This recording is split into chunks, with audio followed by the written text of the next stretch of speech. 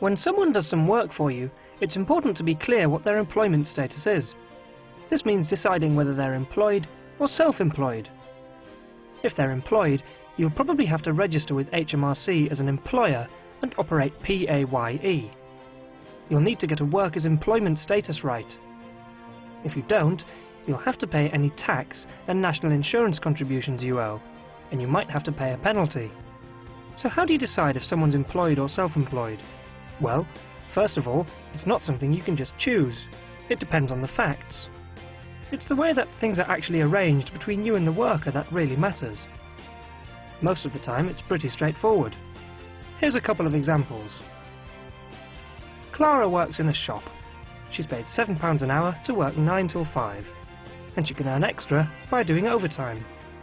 Clara's clearly an employee. She works the hours she's given, gets an hourly wage, and earns more if she puts in longer hours. Now let's look at Ben.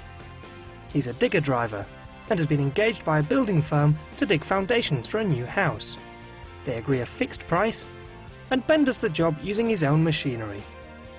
Now, Ben finishes early, so he's free to move on to his next job, digging a pond for a landscaper. Once again, he's getting a set price for the job, but this one doesn't go so well. He ends up spending 2 days longer than expected to finish the work. Unlike Clara, Ben's clearly self-employed. He decides when to do the work and uses his own equipment. He's paid a fixed price for each job, so if things take longer than expected, that's just unfortunate. Of course, not everyone in the construction industry is self-employed. Plenty of construction workers are employees who put in regular hours in return for a wage. And a worker can be both employed in one job and self-employed elsewhere at the same time. So, is it always this straightforward?